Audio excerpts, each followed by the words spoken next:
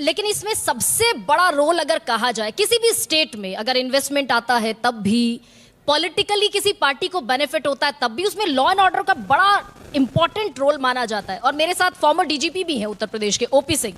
Sir, over the years Uttar Pradesh एक वक्त पे बहुत लंबे समय तक क्राइम को लेकर, एनसीआरबी के डेटा कहिए या कुछ भी कहिए, बहुत लंबे समय तक सुर्खियों में रहा।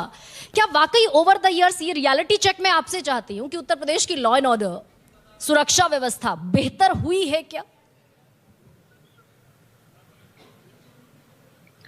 देखिए गरिमा जी, ये बहुत ही मूल प्रश्न है और इसका उत्तर जो है वो यस में है।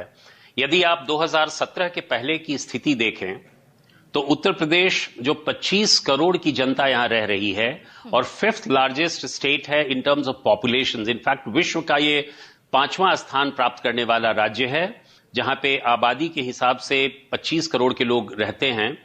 और उस स्थिति में आप समझ लीजिए कि उत्तर प्रदेश में 2017 के पहले की स्थिति क्या थी।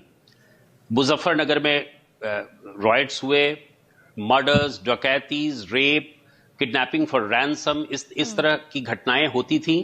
और जैसा आपने कहा कि नेशनल क्राइम रिकॉर्ड ब्यूरो का अगर 2016 का ही डाटा ले लें तो उस डाटा में 3 लाख से ज्यादा केसेस जो हैं केवल एक वर्ष में रजिस्टर हुए हैं। और अगर विमेन सेफ्टी की बात करें तो 42,262 केसेस जो हैं केवल महिलाओं के विरुद्ध दर्ज हुए हैं।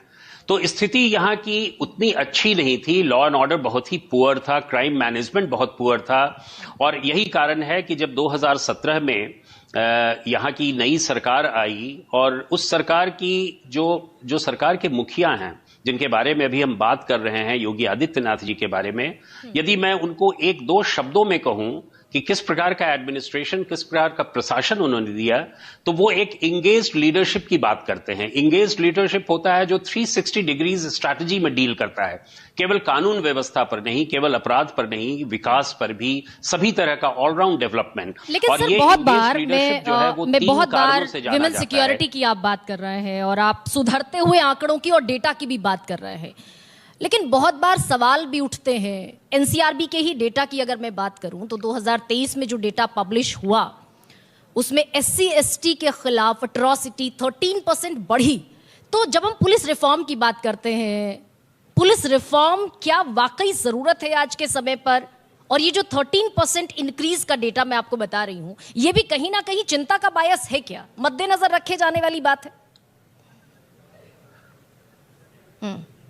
देखिए गरिमा जी, जो केसेस बढ़े हैं, जो आप 13% की बात कर रही हैं, आप इसको सहजा इस तरह अनुमान लगाइए कि 25 करोड़ की आबादी वाले एक राज्य में अगर उसका अनुपात आप लेंगे, क्राइम का पर लाख पॉपुलेशन अगर आप अनुपात लेंगे तो उस हिसाब से आप देखेंगे कि इसका अनुपात बहुत ज्यादा नहीं है। लेकिन यदि पूरे आप इस तरह कहेंगे कि कुछ केसेस बढ़ गए हैं, नेचुरल है कि इतने बड़े राज्य में केसेस बढ़ेंगे। उसका कारण यह भी है कि अब लोग बहुत स्वतंत्रता पूर्वक मुकदमे दर्ज करा रहे हैं। उसके ऊपर आप आज देखिए इमरजेंसी रिस्पॉन्स व्हीकल्स का क्या है, 10 मिनट में रिस्पॉन्स टाइम जो है, केवल 10 मिनट का टाइम है जिसपे गाड़ियां पहुंच रही हैं विक्टिम्स के पास, कंप्लेनेंट्स के पास।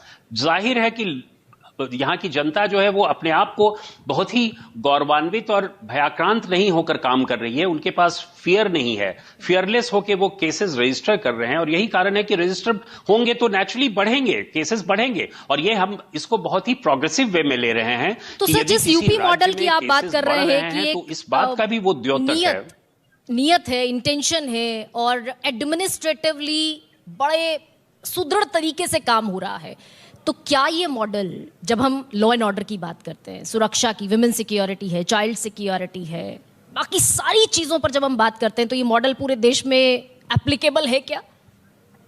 कि भाई पूरे देश में इतनी बेहतर चीजें हो जाए? बिल्कुल एप्लीकेबल है।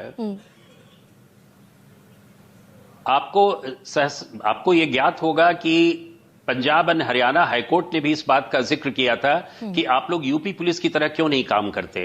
सबसे बड़ी चीज है कि ये मॉडल कोई ऐसी चीज नहीं है जो कि नहीं की जा सकती है। जो मैंने कहा कि इंगेज लीडरशिप की बात मैंने किया, जिसमें क्लियर विजन है, क्लियर डायरेक्शन है, क्लियर कमिटमेंट है, और यही मुख्यमंत्री का ध्येय है। उन्होंने बहुत ही प्रोएक्टिवली क्राइम मैनेजमेंट पे काम किया है, उन्हें बहुत ही प्रोएक्टिवली उन्होंने लॉ एंड ऑर्डर पे काम किया है, ग्रीवेंसेस रिड्यूसल सिस्टम पे काम किया है, विमेन सेफ्टी पे किया है, और इमरजेंसी रिस्पांस मैकेनिज्म पे किया है।